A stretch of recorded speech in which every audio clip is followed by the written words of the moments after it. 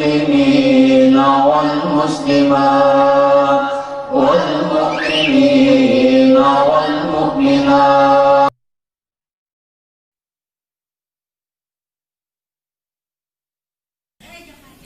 Assalamualaikum warahmatullahi wabarakatuh. Bapak-bapak, ibu-ibu, saudara-saudari yang saya cintai, yang saya hormati, dan anak-anakku juga yang kusayangi.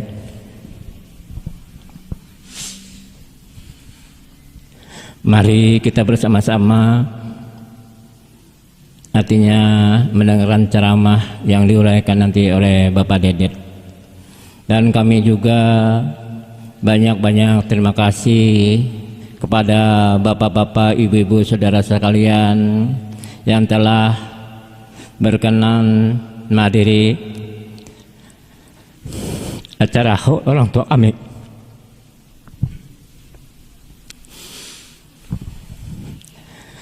Kami mengajak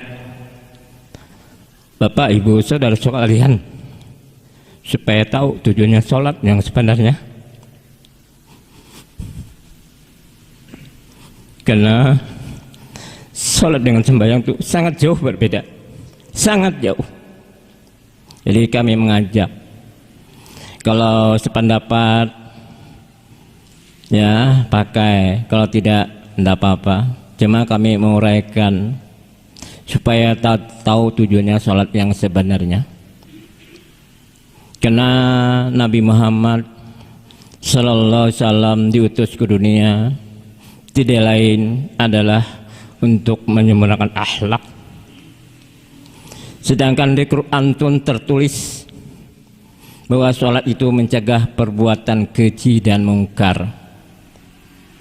Jadi yang lima waktu tidak salah, itu tuntunan, diajarkan, artinya dididik, diingatkan supaya kita mempunyai akhlak yang mulia.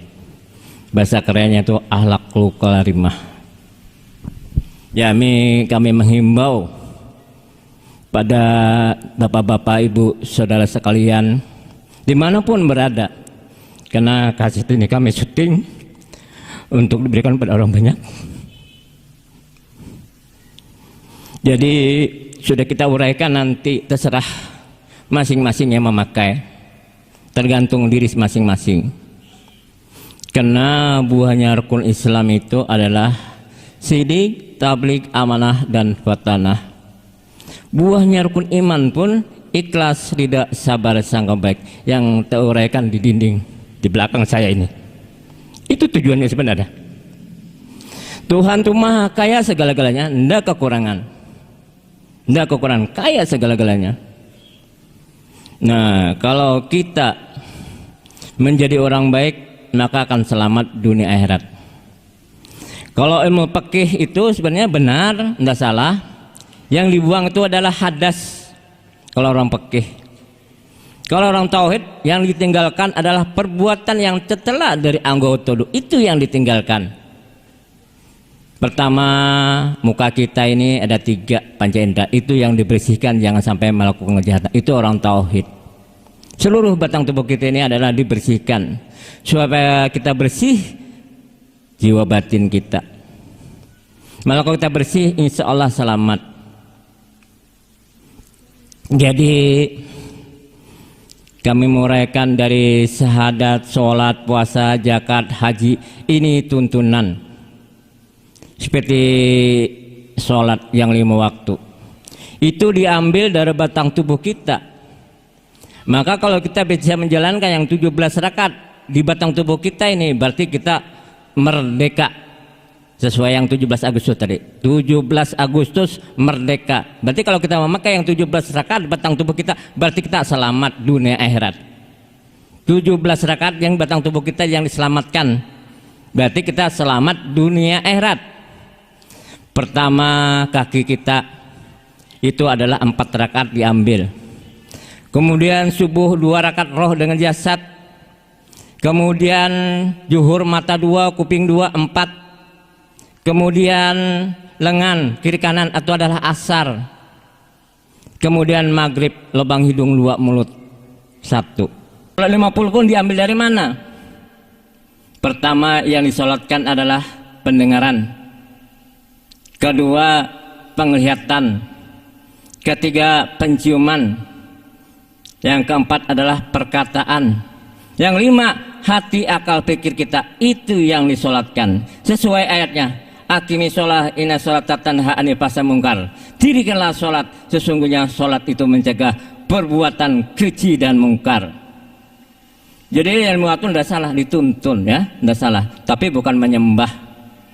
Kalau kita menyembah ada 2, ada yang disembah, ada yang menyembah.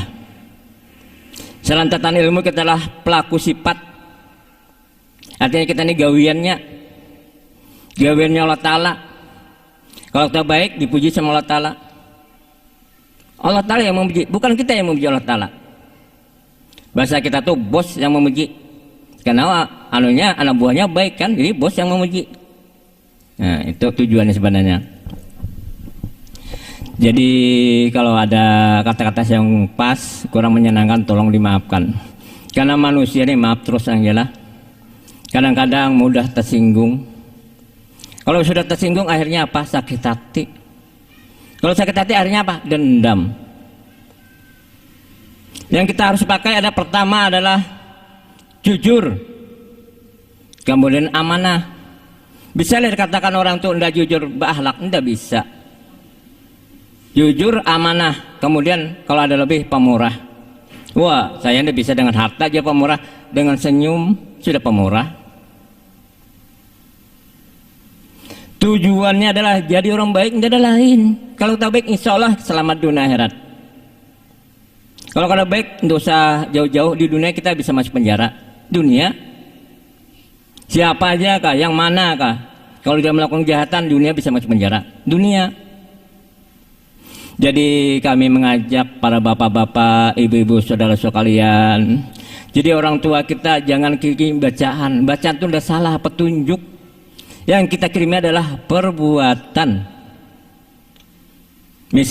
Misalnya saya uraikan ya, digambarkan di dunia, orang tua kita atau keluarga kita masuk penjara, kita kirimi bacaan, dapat apa?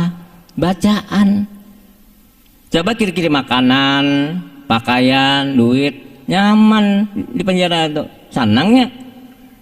Sama di akhirat, kalau kita memberi makanan sama orang, minum, pakaian, itu menyelamatkan orang kita di dunia, di akhirat. Jadi haul inilah kita memperingati orang tua kita yang telah meninggal dunia. Ya, baru memperingati. Kalau bisa hari-hari haulnya, jangan lagi setahun sekali. Berada rezeki sisihkan sebagian pada orang lain adalah melalui pintu hayat, itu makan. Dia rezeki bonbon kah, atau sebiji korma kah, atau sebuah kelingking kah, jeruk ngasih, itu menyelamatkan diri kita, menyelamatkan orang keluarga kita yang sudah meninggal dunia. Sesuai kata Nabi, bersedekahlah kamu seteguk air, menyelamatkan dirimu yang hidup dan keluarga yang mati. Seteguk air, bayangkan, untuk dirimu dan keluargamu yang setelah meninggal dunia. Bukan bacaan, bukan. Nah, kami banyak-banyak minta maaf lah, karena ini sangat keras. Jadi yang kalau bisa sholatnya sholat daim. Saya meninggalkan sholat 1 detik aja saya sudah merasa berdosa, apalagi banyak. 1 detik saya meninggalkan sholat sudah merasa berdosa. Saya ini dulu bekas ketua masjid di Bakungan ini. Saya sembahyang juga seperti bapak-bapak, ibu-ibu semua, saya sembahyang. Kalau saya tidak sembahyang berdosa merasa. Kalau saya tidak puasa berdosa. Tapi tujuannya mana jadi puasa sholat itu tidak tahu. Tujuannya puasa itu tidak tahu.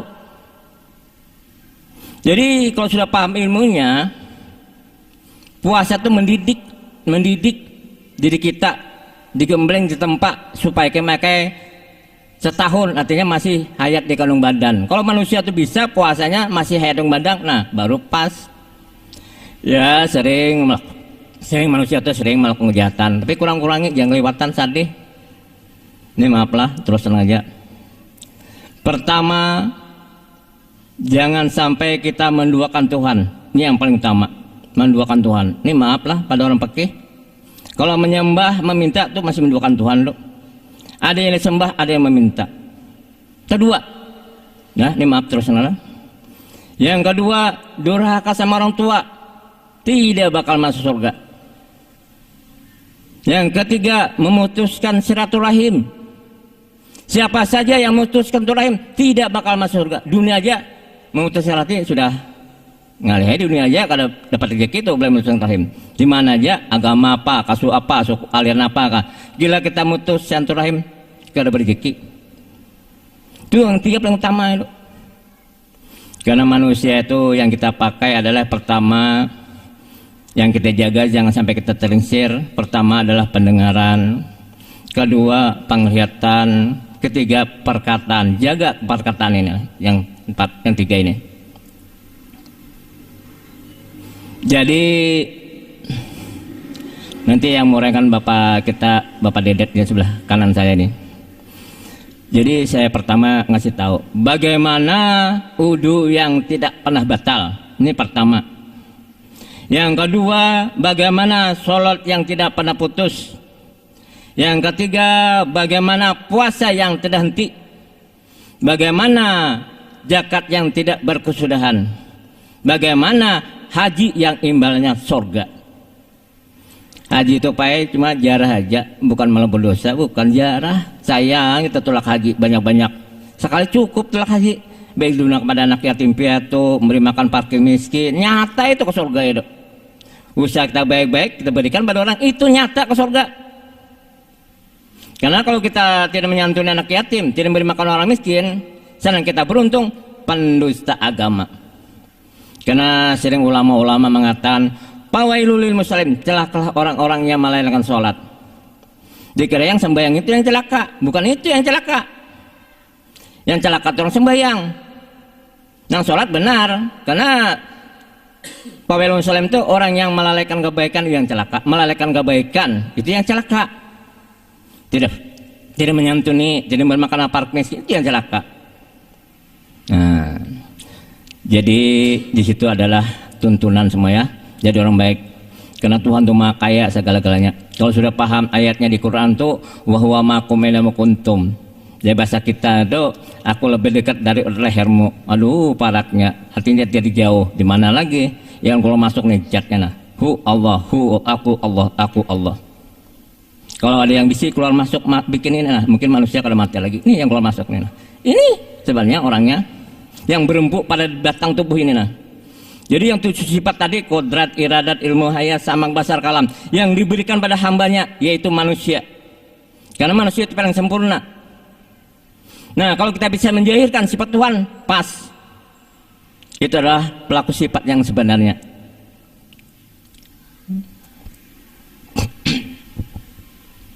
Jadi di sini kami banyak minta maaf. Kalau kata-kata saya artinya keliru atau menyakiti bapak-bapak ibu, karena saya mulaikan yang sebenarnya. Saya yang kadang tahu tujuannya. Kayak saya dulu juga tahu jungging-jungging aja tidak tahu tujuannya. Ya tahu jungging-jungging. Jadi 13 tahun saya hijrah dari sembahyang ke sholat. Karena sembahyang dengan sholat sangat jauh, sangat jauh. Ya, sangat jauh. Karena kalau sholat akhlak, kalau sembahyang menyembah, memuji, meminta. Padahal di Quran itu ayatnya jelas. Kenikmatan apa aja Tuhan yang kau dustakan? Sudah kusediakan semua. Sudah sedia semua. Apa dipinta lagi? Anak kaya berusaha, anak pindah belajar. Anak ke surga perbaiki perbuatan. Anak-anak sering-sering buat jahat. Kalau usah tunggu di akhirat, dunia aja masuk penjara duluan, itu penjara duluan loh.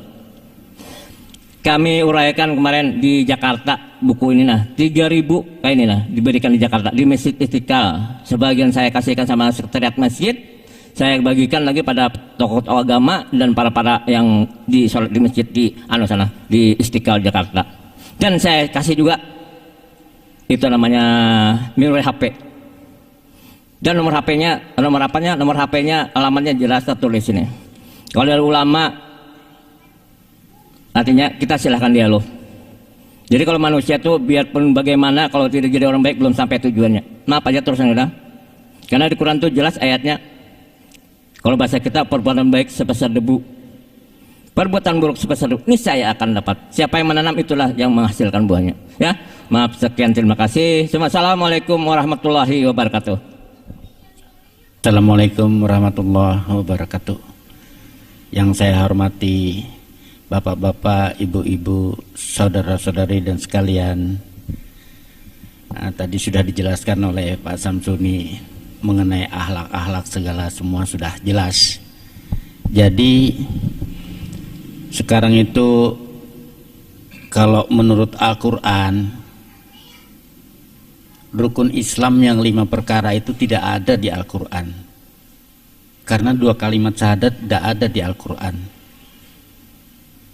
Sholat bukan sembahyang, puasa yang dipuasakan hati jiwa batin, bukan perut yang dilapari. Karena yang bisa berbuat kejahatan hati jiwa batin, perut tidak pernah berbuat kejahatan. Tapi puasa kan perut yang dilapari sampai loyo. Nah, terus zakat itu sedekah, memberi. Haji, Nabi yang mana haji? Imam-imam yang membuat sembahyang, tidak ada yang haji satupun. Nah, jadi haji itu adalah bisnis, sembahyang itu bisnis. Diciptakan Imam Syafi'i, tujuannya supaya orang naik haji, duit. Karena pada zaman dahulu itu Mekah itu sangat miskin, tidak bisa tanam padi, yang tumbuh kurma sama kismis. Apa makan kurma sama kismis? Tidak ada orang makan kurma sama kismis. Jadi di Al-Quran juga yang ada rukun Islam itu kebajikan, bertakwa, amal saleh, kebaikan dan sabar. Jadi 2 kalimat syahadat tidak ada Pak ya di Al-Quran, tidak ada. Jadi kebajikan itu apa, bertakwa itu apa, amal saleh itu apa, orang tidak ada yang tahu karena tidak baca Quran. Kalau di Al-Quran kebajikan itu surat 28 ayat 77 Al-Qasas, berbuatlah kebajikan kepada sesama makhluk sebagaimana Allah telah berbuat kebajikan kepadamu. Jadi itu ada 2 macam. Kalau Quran Arab Saudi mengatakan berbuatlah kebaikan kepada semua makhluk sebagaimana Allah telah berbuat kebaikan kepadamu. Kalau bertakwa surat 4 ayat 1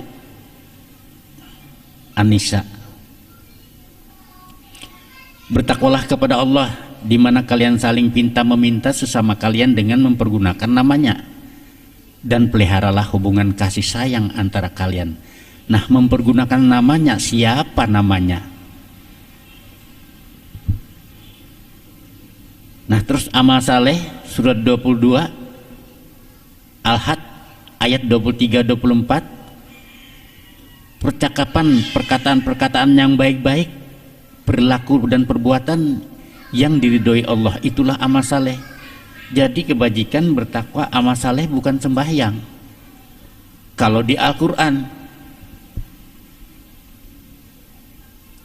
Jadi rukun Islam itu kebajikan, bertakwa, amal saleh, kebaikan dan sabar. Jadi zakat itu kebaikan, jadi zakat itu benar, kebaikan. Jadi kalau haji sebenarnya juga di Al-Quran tidak ada.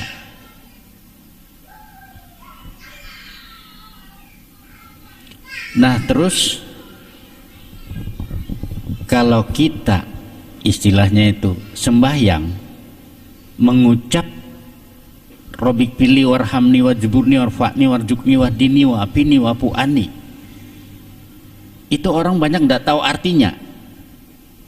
Anak mahasiswa IAIN itu ke rumah menanyakan, kenapa bapak tidak sembahyang?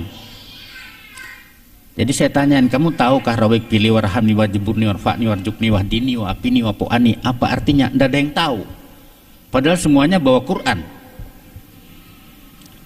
Jadi saya bilang, kamu ingati, saya ambilkan buku anak sekolah, kan di situ ada pelajaran anak sekolah itu, Robik pilih warhamni apa artinya, ada semua. Jadi Robik pilih ampunilah aku, warhamni kasihanilah aku, wajburni cukupilah kekuranganku. Bapak-bapak, ibu-ibu mungkin tidak pernah merasa cukup. Makan aja, makan pagi, makan siang, makan sore, besok makan pagi, siang, sore lagi. Bapak-bapak punya mobil satu, kalau bisa 2, 3, 4, 5, 100 kalau bisa. Ibu-ibu punya emas 10 gram, kalau bisa 20, 30, 40, seluruh badan kalau bisa. Nah, itu manusia tidak pernah akan merasa cukup, kurang terus. Tapi dia dalam sembahyang minta cukupi kekurangan. Dan di Al-Quran mengatakan 7 ayat Allah memberi cukup, dan jangan mengingkari nikmatku juga 7 ayat. Jadi kalau ibu minta cukupi kekurangan, mengucap wajburni, dijawab oleh Al-Quran juga sebenarnya, surat 55 Ar-Rahman. Fabi ai ala rabbikuma tukajiban. Itu tertulis 31 ayat di Al-Quran. Karunia Tuhanmu yang mana lagi yang kamu dustakan? Nikmat Tuhanmu yang mana lagi yang kamu dustakan? Jadi wajburni itu kafir sebenarnya, Pak. Karena minta cukupi kekurangan, sedangkan Allah memberi cukup dengan ayat Fabi ai ala rabbikuma tukajiban. Nikmat Tuhanmu yang mana lagi yang kamu dustakan? Sudah bertentangan dengan wajburni. Nah, terus wahdini, berilah hamba petunjuk. Padahal Al-Quran petunjuk yang diwahyukan kepada Nabi Muhammad. Berbunyi jalikal kitabul la raiba fihi hudalil muttaqin. Kitab Al-Quran tidak ada keraguan lagi. Isinya petunjuk bagi orang-orang yang takwa. Dan yang mengatakan Al-Quran petunjuk, di dalam Al-Quran itu ratusan ayat bahwa Al-Quran petunjuk itu ada ratusan ayat di Al-Quran. Jadi kita tidak bisa lagi minta petunjuk. Tapi memang sangat sulitnya, karena Al-Fatihah juga minta petunjuk. Mengucap ihdinas siratal mustaqim, siratal ladzina an'amta 'alaihim ghairil maghdubi 'alaihim waladdallin. Nah, di situ Fatihah pun mengingkari Al-Quran.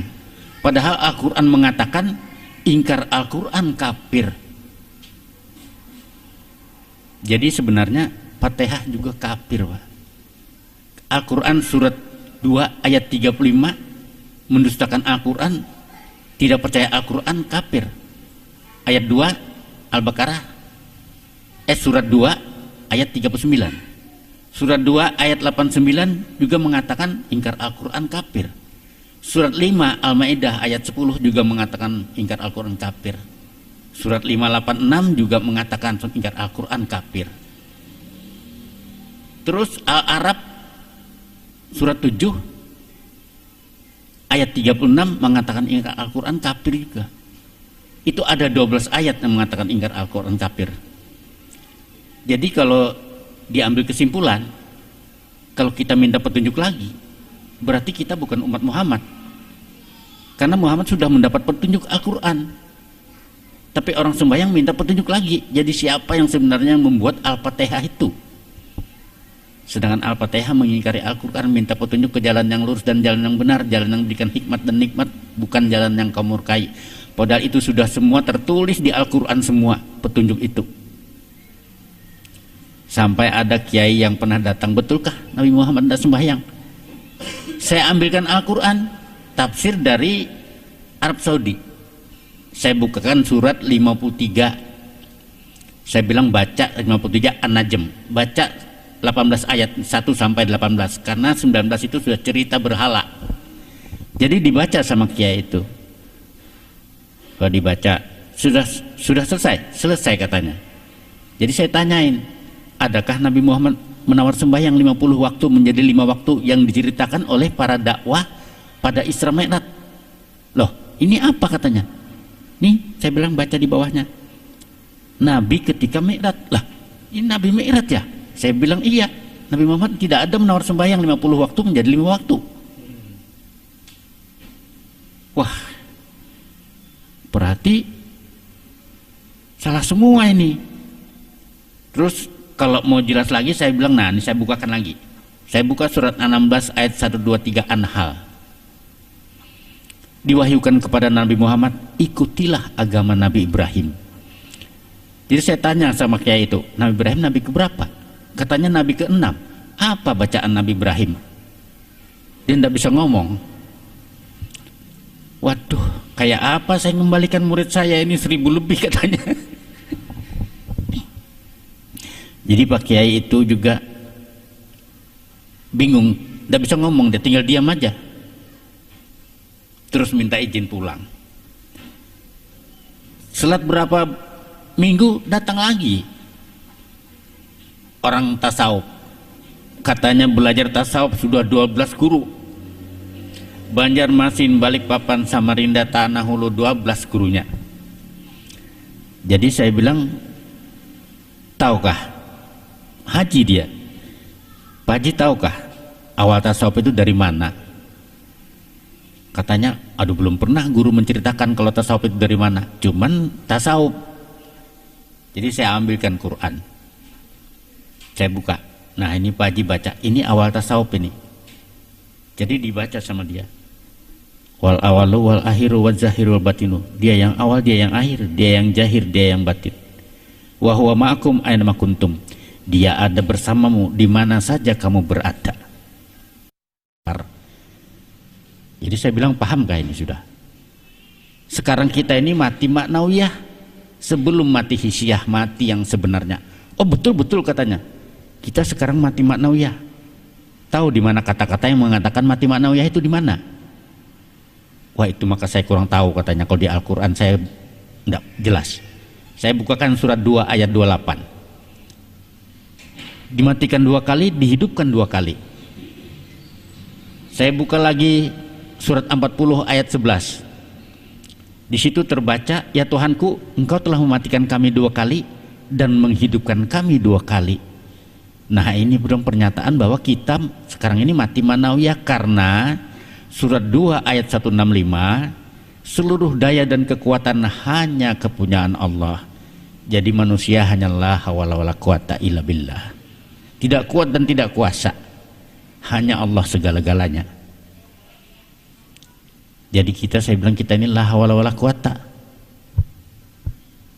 Wah, betul ini sudah saya bilang. Jadi saya bilang setelah ini seluruh daya dan kekuatan hanya kepunyaan Allah, maka tercipta sifat 7 tasawuf. Kodrat, iradat, ilmu, hayat, samak, basar, kalam. Betul Pak, betul kan? Jadi saya bilang kodrat apa? Yang kuasa.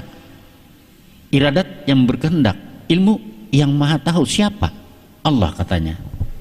Terus hayat yang hidup, ya Allah yang hidup. Ya berarti kalau kita sujud, Allah yang sujud. Allah sujud pada siapa? Waduh, ini sudah rumus ini katanya ini. Waduh, berarti sembahyang tidak bisa Pak ya? Iya, saya bilang sembahyang itu ngolok-ngolok, ngolok-ngolok Tuhan saya bilang. Karena juz amma itu surat yang ditujukan kepada kita, kita bacakan balik kepada Tuhan. Tidak usah jauh-jauh Al-Ma'un. Al-Ma'un itu mengatakan, retalaji yukajubidin, tahukah engkau orang yang mendustakan agama? Pajalikala jadul yatim, orang yang menghardik anak yatim. Wala yaudu ala ta'amil miskin, tidak menganjurkan untuk memberi makan fakir miskin. Padahal maksudnya santunilah anak yatim dan beri makan fakir miskin. Dan selanjutnya, celakalah orang yang salat, yang lalai dalam salatnya. Jadi kalau tidak menyantuni anak yatim dan tidak memberi makan fakir miskin, melalaikan salat, sebenarnya begitu. Jadi kalau tidak menyantuni anak yatim dan memberi makan fakir miskin, melalaikan salat, mendustakan agama. Lalu juga wadduha, fa'ammal yatima fala takhar, jangan berbuat kejam kepada anak yatim. Wa amma saila fala tanhar, jangan kau usir orang yang minta-minta. Wa amma bi ni'mati rabbika fahaddis. Padahal ini surat ditujukan kepada manusia, tapi manusia membacakannya kembali kepada Tuhan. Berarti manusia menyuruh Tuhan nyantuni anak yatim, beri makan fakir miskin. Karena dibacakan kembali kan. Nah lalu kalau membaca al-ala lagi, sabisma rabbikal a'la, sabismi rabbikal a'la, sucikanlah nama Tuhanmu yang maha tinggi, tinggi. Manusia berkata-kata kepada Tuhan, sucikanlah nama Tuhanmu. Berarti Tuhan ada Tuhannya.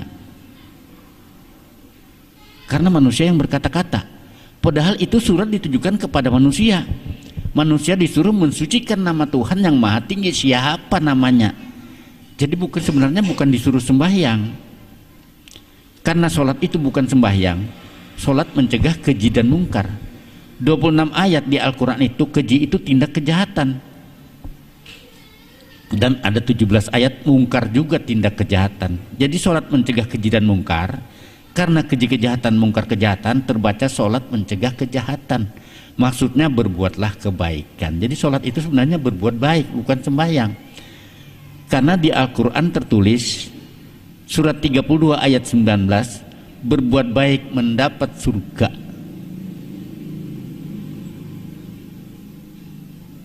Terus surat 53 An-Najm ayat 31, berbuat baik mendapat surga.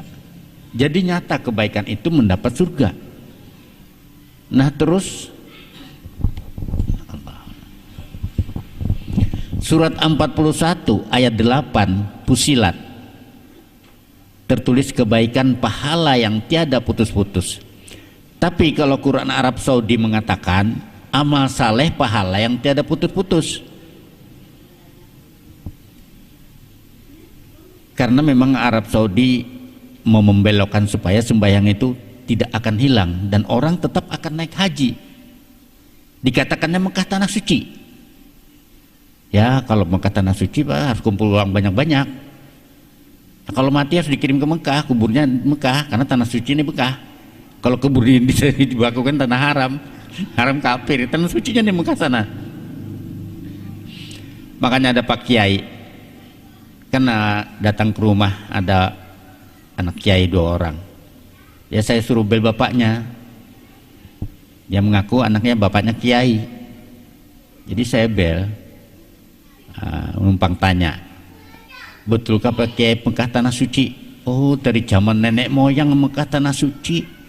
Saya bilang Pak Kiai kalau betul Mekah tanah suci, Pak Kiai harus kumpul uang banyak-banyak. Loh untuk apa? Nah, ya siapa tahu Pak Kiai wafat ya harus dikirim ke Mekah, kubur di Mekah. Karena tanah sucinya di Mekah sana. Kalau kubur di Jawa ya tanah haram. Waduh kalau gitu kita dibodohin ini. Baru ada yang buka ini, tapi ini betul ini. Dah salah. Aduh, bilangnya. Malah terima kasih sama saya. Pak Kiai itu. Terima kasih katanya, baru ada yang buka ini. Ya memang betul saya bilang kalau Mekah tanah suci ya harus kubur di Mekah sana karena tanah suci di sana. Kalau kubur di Jawa tanah haram, ya haram kafir. Jadi masalah kafir juga itu ada yang nanya sama saya, Pak kafir itu apa artinya? Banyak yang tidak tahu, tanya ke sana tanya ke sini tidak ada yang jawab katanya. Sampai saya ke masjid tidak ada yang jawab. Kafir itu apa? Padahal kafir itu orang yang keluar dari firman Tuhan. Itu kafir. Kafir itu maksudnya keluar firman. Jadi keluar dari firman Tuhan kafir. Artinya keluar dari Al-Quran. Keputusan yang disampaikan kepada Nabi Muhammad kan Al-Quran sebagai petunjuk. Jadi kalau kita membaca Fatihah, kita minta petunjuk lagi. Minta petunjuk sendiri. Jadi orang sembahyang bukan umat Muhammad, minta petunjuk sendiri. Karena sembahyang mengucap ihdinas siratal mustaqim, tunjukilah hamba jalan lurus, siratal ladzina an'amta alaihim yang benar dan jalan yang diberikan hikmat dan nikmat. Terus mengucap lagi wahdini, berilah hamba petunjuk. Jadi sebenarnya sembahyang mengingkari Al-Quran, karena Al-Quran petunjuk, sembahyang minta petunjuk lagi. Nah jadi kalau memang Bapak punya keyakinan, Bapak baca tafsir Quran itu sebanyak-banyaknya. Kalau memang nasib mujur Pak, Bapak akan lihatkan. Karena di Al-Quran itu, Al-Quran Arab Saudi Madinah Munawarah itu mengatakan surat 40 ayat 12, karena kamu kafir apabila Allah saja disembah. Jadi menyembah Allah kafir, Al-Quran ini. Jadi kita perlu tanyakan, oh betul kenapa ini menyembah Allah kafir? Nah itu tadi saya nyatakan dari ilmu tasawuf tadi bisa ditata. Kenapa jadi kafir? Karena yang hidup dia. Kalau kita sujud, dia yang sujud. Dia sujud kepada siapa? Karena kodrat iradat ilmu hayat sama basar talam tadi sudah keputusan sebenarnya sampai di situ. Itu tataan Al-Quran. Jadi semuanya jelas kalau sembahyang itu ngolok-ngolok. Apalagi kalau membaca Qul ya kafirun. Setelah kita minta-minta, Robik pilih warhamni wajibuni warfa'ni wadukni wadini wapini, ampunilah aku, kasihanilah aku, cukupilah kekuranganku, angkatlah derajatku, berilah aku rezeki, berilah aku petunjuk, berilah aku kesehatan, maafkanlah aku. Setelah minta-minta ini, lalu membaca Qul ya kafirun. Katakanlah hai orang-orang kafir. Yang kafir itu siapa? Sedangkan manusia berkata-kata kepada Tuhan dalam sembahyang. Siapa yang kafir? Terus la a'budu ma ta'budun, aku tidak menyembah apa yang kamu sembah. Berarti Tuhan nyembah juga. Tuhan nyembah siapa, kita nyembah siapa? Wala antum abidun nama abud, dan kamu bukan penyembah apa yang aku sembah. Sampai lakum dinukum waliyadin, bagimu agamamu, bagiku agamaku. Berarti Tuhan ada agama juga, kita agama apa, Tuhan agama apa. Tapi kalau orang sebenarnya membaca itu, mungkin orang sembahyang berhenti sendiri, tidak perlu dikasih tahu. Juga inna aktainakal kausar, kami telah memberikan nikmat yang banyak kepadamu. Kalau di Al-Quran Arab Saudi, kami telah memberikan sungai di surga kepadamu. Arab Saudi. Tapi kalau baca Surin, kami telah memberikan nikmat yang banyak kepadamu. Fasolili robika wanhar, solatlah karena Tuhanmu, sembelihlah menentang kurban. Manusia berkata-kata kepada Tuhan, solatlah karena Tuhanmu, berarti Tuhan ada Tuhannya. Karena manusia yang berkata-kata, solatlah karena Tuhanmu, sembelihlah menentang kurban. Maksudnya surat itu ditujukan kepada manusia, solatlah karena Tuhanmu, sembelihlah menentang kurban, berbuat baiklah kamu, bersedekahlah kamu, berkurbanlah kamu. Maksudnya gitu, bukan untuk dibacakan kepada Tuhan. Jadi pengertian sembahyang ini sebenarnya, sembahyang ini tidak ada, yang ada itu sholat. Karena sholat itu mencegah keji dan mungkar, maksudnya berbuatlah kebaikan. Karena di Al-Quran surat 32 ayat 19, kebaikan mendapat surga. Surat 32 ayat 19 As-Sajadah. Surat 53 ayat 31 An-Najm, kebaikan mendapat surga. Surat 2 Al-Baqarah ayat 25, dekat sekali ini, tinggal dibuka sudah kelihatan. Surga disediakan untuk orang-orang yang berbuat kebaikan. Jadi bukan sembahyang, bukan kebaikan ya. Nah sembahyang itu minta-minta, sedangkan sholat mencegah keji dan mungkar. Sedangkan keji dan mungkar itu kejahatan semua.